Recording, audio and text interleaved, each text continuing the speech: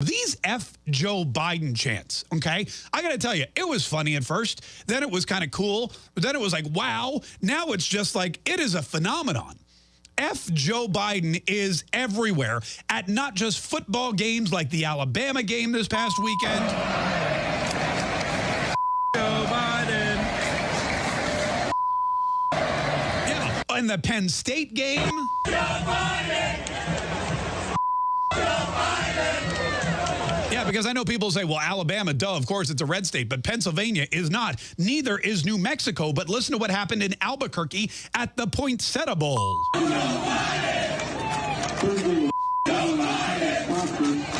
Listen to Biden, yeah. Listen to what happened at the Aaron Lewis concert. Aaron Lewis, he was the lead singer of Stained.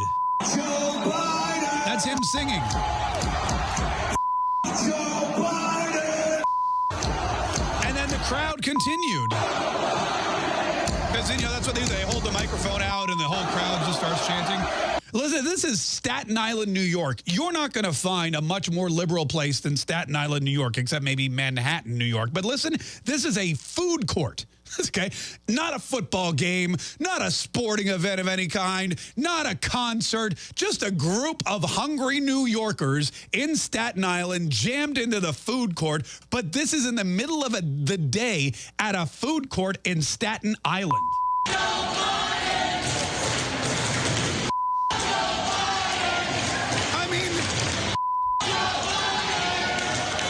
These are not crazy, you know, Republican people from Alabama. These are not backwoods Southern redneck hillbillies at a Trump rally or a bunch of, like, you know, pseudo Joe Rogan heads at a Stained concert. These are suburban parents. These are soccer moms and dads, Democrats in Staten Island, putting down their Chick-fil-A, putting down their Sbarro, you know, putting down that big bite of the Cinnabon that they got in the food court while they were in between trips to Nordstrom and Vans and wherever, I don't know, Juicy Couture or whatever. And they're putting down their food so they can chant with kids around and everything. But again, it's New York and kids, they speak worse than their parents do, to chant F Joe Biden. Probably the most shocking one was the Ryder Cup. Now, the Ryder Cup is like, it's golf, first of all. And at golf, there's not a lot of outpouring of emotion in a golf match. Every now and then when Tiger Woods, you know, used to play golf before,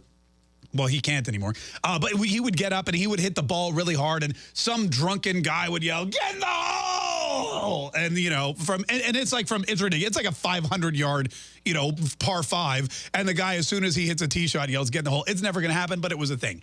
Other than that, there's very little emotion in golf. And the Ryder Cup is not just a golf event. It is like the most prestigious golf event. It's the United States versus the UK. It is where countries come. It's kind of like the Olympic Games of golf.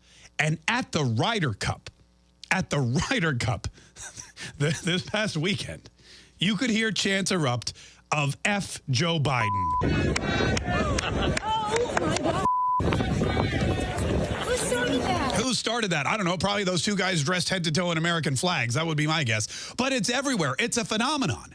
It's everywhere on Twitter. It was trending on Twitter this morning. F Joe Biden.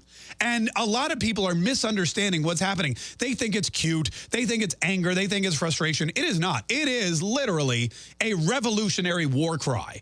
F Joe Biden is the single most American thing that a person can do in this day and age. Because not only is it exercising freedom of speech, guaranteed by the First Amendment of the Constitution of the United States, but it is exercising free speech to speak out against tyranny. This is exactly what the Founding Fathers had in mind when they wrote the Bill of Rights. This is exactly what freedom of speech was created for. Not just to say whatever you want, but to speak out against your political leaders if they're acting like D-bags, which in this case is exactly what's going on. It gives us the ability, and it proves that we are willing and free to verbally excoriate our leaders without fear of punishment or negative retribution or anything like that. F Joe Biden, in my humble opinion, is the modern day equivalent of throwing tea into Boston Harbor.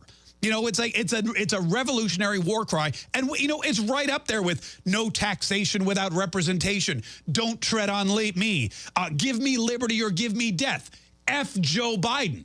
It's the modern day revolutionary war cry. And it's exciting. And it is American. And it shows that the spirit of freedom and liberty that was ignited 250 years ago still burns bright in the hearts of a lot of Americans who haven't yet had that flame extinguished by a mask over their face or several doses of the vaccine. And I guarantee, I'm 99% sure that if Samuel Adams and Patrick Henry and Paul Revere and Samuel Chase were alive today, that they would be at a football game in Massachusetts somewhere with a pint of mead or porter in their hands, and they'd put them up in the air and they would be yelling, F Joe Biden.